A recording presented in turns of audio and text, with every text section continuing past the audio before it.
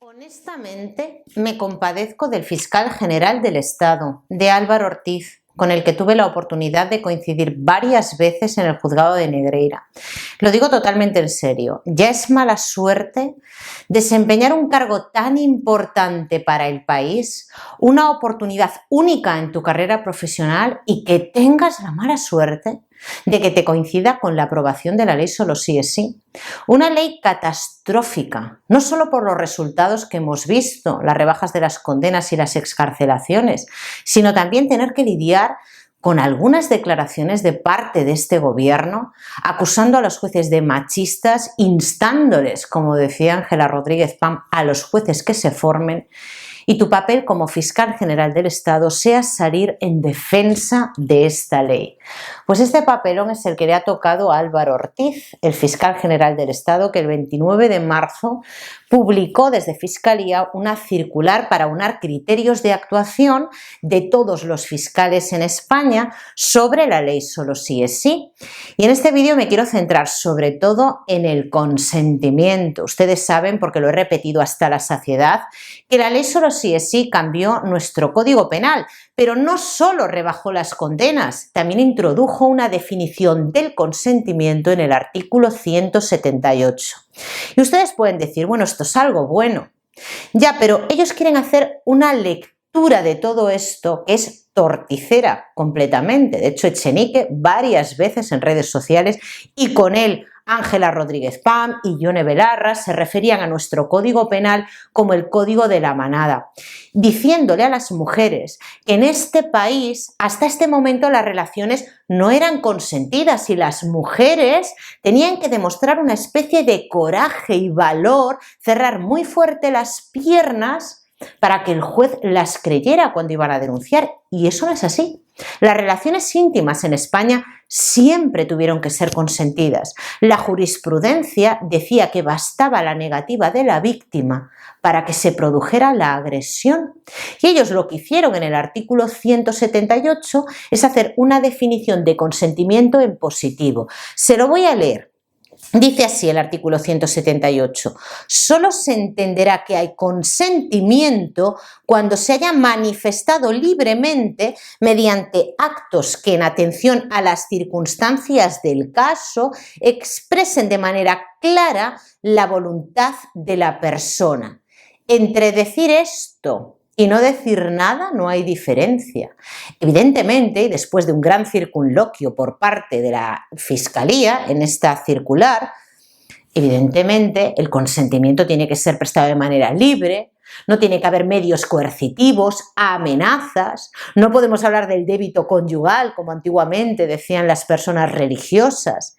Pero, ¿cómo van a interpretar los fiscales este consentimiento expreso cuando el propio fiscal general del Estado está reconociendo que cuando se producen esas relaciones íntimas no se celebra un contrato? Normalmente, ustedes lo saben, que son adultos, que me están viendo, hay otros actos, otros preámbulos antes que no pasan por decirle a la persona ¿consientes? Y la otra persona dice sí. No, hay otras formas de interactuar que van desde las miradas, roces, gestos, pero lo importante es ¿cómo lo vas a probar después? Bueno, pues les voy a leer parte de esta circular. Dice así: ninguna duda plantea la necesidad de condicionar la validez del consentimiento al hecho de que se preste libremente, es decir, a que sea una auténtica manifestación de la facultad de autodeterminación sexual de la persona concernida. De ahí que se considere inválido y por tanto ineficaz el consentimiento que se presta por la fuerza, esto lo entendemos todos, o de modo obligado, fruto del temor a sufrir un daño o una represalia, o mediante cualquier otra forma de coerción, así como el consentimiento que se obtiene aprovechando la situación de vulnerabilidad en que se encuentra la víctima. Perfectamente. Pero, ¿cómo van a valorar la concurrencia del consentimiento del sujeto pasivo de la acción? ¿Cómo se va a probar? Dice, y ahí es donde entra lo que yo considero que es una especie de inversión de la carga de la prueba al hombre.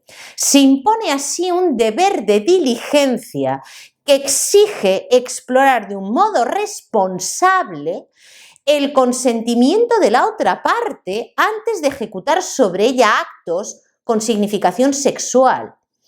Y sigue así. Esta indagación se dirige a contrastar, por tanto, la existencia o inexistencia de consentimiento.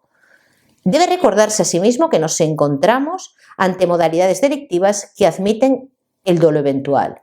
Para mí esto es invertir la carga de la prueba, el deber de diligencia, de indagar si esa persona está otorgando el consentimiento o no lo está otorgando en función de los signos o de los gestos que haga la mujer para decidir si quiere mantener relaciones íntimas o no. Para mí, señores, estos son palabras, por una razón muy sencilla. Porque en esos momentos solo hay presentes dos personas, el hombre y la mujer. Esto es una cuestión de prueba. ¿Qué va a decir la víctima? ¿Qué va a decir el investigado? Obviamente cada uno va a decir una cosa diferente. ¿A quién vamos a creer? ¿A quién vamos a creer? Porque en ese momento no hay testigos. Eso ocurría antes de la ley solo sí es sí y sigue ocurriendo ahora por mucho que nos centremos en el consentimiento. No hay nadie presente en ese momento. No hay nadie. Obviamente son delitos que se producen fuera de las miradas de los otros. ¿Qué han hecho hasta ahora los jueces? Pues tenían en cuenta que el testimonio de la víctima era relevante. ¿Por qué era relevante? Pues porque no había otras pruebas. Había pruebas, podría ser un informe médico, sí había vestigios, en primer lugar de haber mantenido una relación íntima. Eso hay que probarlo, eso es por supuesto hay que probarlo. Si había algún tipo de marca o no la había, pero también cuando había algún tipo de lesión, y en casos que yo he llevado, los peritos declaraban que esas lesiones podían ser compatibles con una relación consentida o no. ¿Qué es lo que tenían en cuenta los jueces? La palabra de la víctima. No estoy diciendo yo que esté de acuerdo con esto, no, les cuento la realidad.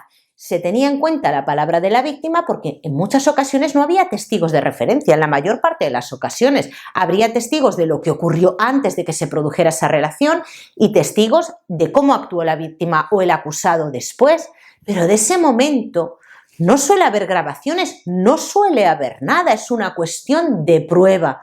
Entonces, a la palabra de la víctima se le daba prueba de cargo, valor, prueba de cargo mayor valor que a la palabra del hombre, en función de unos criterios, que no hubiera un ánimo de venganza, incredibilidad subjetiva, que fuera persistente el testimonio durante toda la fase de instrucción, que no hubiera contradicciones. Y claro, se le daba prueba de cargo a la palabra de la víctima. Es lo mismo, exactamente lo mismo que va a pasar ahora. Lo que pasa es que la gente ha estado al margen de este tipo de delitos porque no les ha tocado a ellos.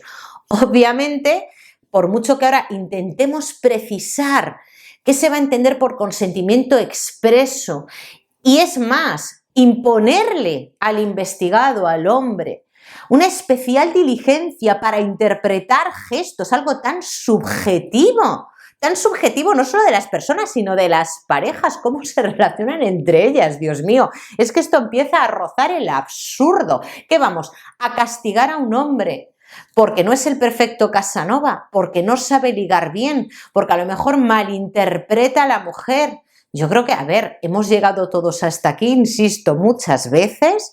La mayor parte de los hombres, una gran mayoría de los hombres, creo que entiende perfectamente cuando una mujer quiere temita. Yo creo que todos los hombres lo entienden perfectamente.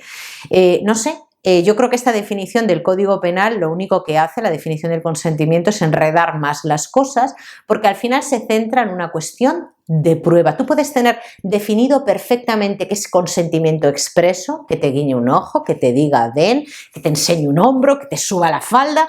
Tú puedes entender todo esto como un consentimiento expreso. Pero ¿cómo vas a demostrar que eso ocurrió?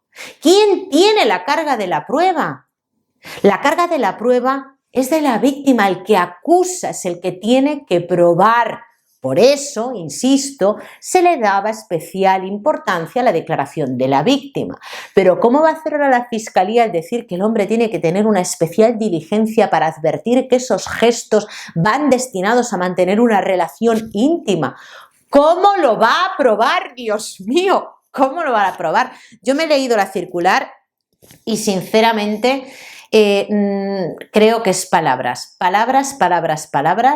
que en realidad no aclaran absolutamente nada. Yo creo que los fiscales, cuando tengan un caso así entre manos, van a tener que hacer lo que han hecho hasta la fecha, tener en cuenta la declaración de la víctima, los informes médicos, los testigos de referencia, las periciales que se hagan y formular la acusación con esas pruebas. Es que no hay más, no hay más historias. Por mucho que quieran poner aquí lo del consentimiento expreso, ¿cómo lo van a probar? Esto es una cuestión que yo no sé por qué no salen y lo dicen, ¿no? Porque Irene Montero en una ocasión dijo, pues como se prueban otros delitos. No, señora. En otros delitos, cuando alguien entra en tu casa por la fuerza a robarte, tú tienes otras pruebas que pueden desvirtuar el principio de presunción de inocencia, desde una cámara de seguridad, desde el portero, cómo está forzada la puerta, si hay huellas dentro del domicilio, las pertenencias que te faltan. Lo puedes probar. Pero cuando estamos hablando de la palabra del uno contra la palabra del otro, si eliminamos la fuerza, ¿cómo lo vamos a probar? Pues solo vamos a tener la declaración de la víctima. Insisto que en temas que yo he llevado de agresiones, de agresiones de este tipo, ha habido vestigios físicos de existencia de violencia, entre comillas, a lo mejor un rasguño, un hematoma. Pero eso se puede producir, que lo dicen los peritos, no lo digo yo, dentro de relaciones consentidas. Es que, de verdad, no sé cómo puedo explicarlo de manera más clara para que todos lo entiendan. Yo sé que hombres que ven estos vídeos me dicen, claro, pero es que eso no es justo porque la mujer puede mentir, y yo estoy totalmente de acuerdo, pero yo les lanzo una pregunta. Y esta pregunta es la que yo quiero que me contesten en comentarios. ¿Cómo puede probar una mujer que ha sido víctima de una agresión si, por ejemplo, en un momento dado alguien la aborda por la calle, le pone un cuchillo al cuello y le obliga a mantener relaciones íntimas y ella no ofrece resistencia? Esto es un ejemplo práctico, ¿eh? No ofrece resistencia porque se queda paralizada por el miedo. Obviamente no va a haber ningún tipo de vestigio físico, salvo, pues obviamente, cuando vaya al hospital y tenga algún tipo de muestra del hombre, ¿no? Pero si no hay lesiones, ¿cómo lo va a probar la mujer? Quedarían muchos casos, ¿no? Por eso les insisto en que no se polaricen, vayamos al caso en concreto. ¿Cómo va a reaccionar una mujer con un cuchillo en el cuello? ¿Cómo va a reaccionar? ¿Se paraliza por el miedo? ¿Va a salir corriendo? ¿El hombre la va a agredir? Claro, es que son cuestiones que hay que tener en cuenta cada caso en concreto. Yo les lanzo la pregunta, estoy dispuesta a oír, porque al final las leyes, y esto quiero que lo recuerden, las leyes las hacen los políticos, el legislador, pero se hacen también a demanda de los ciudadanos. Para que se produzcan las reformas, tiene que haber una demanda por parte de los ciudadanos. La ley solo sí es sí fue la respuesta a manifestaciones por el tema de la manada, y nosotros también formamos parte de la población. Escriban en comentarios qué soluciones darían ustedes a un caso como el que les he planteado, una mujer que se queda paralizada por el miedo y que es víctima de una agresión. ¿Cómo podría demostrar esto la mujer si no tenemos en cuenta solo su testimonio? Lo dejo ahí porque me interesa muchísimo su opinión. Este debate yo no tengo una respuesta, yo me lo he planteado muchas veces, ya les comenté que el primer tema penal que yo llevé fue una agresión en la audiencia provincial y yo era abogado de la acusación. Yo llevaba a la mujer y en ese caso no había lesiones y ese señor fue condenado. Creo recordar que le cayeron 6 años de prisión. Sí, fue condenado y no había ningún tipo de daño físico, salvo la marca de un pulpejo en el seno de la víctima. Entonces ahí lo dejo, a ver qué me dicen ustedes en comentarios para que vean que la labor del juez no es nada sencilla. No me enrollo más, muchísimas gracias por verme y como siempre les digo, un placer y nos vemos mañana.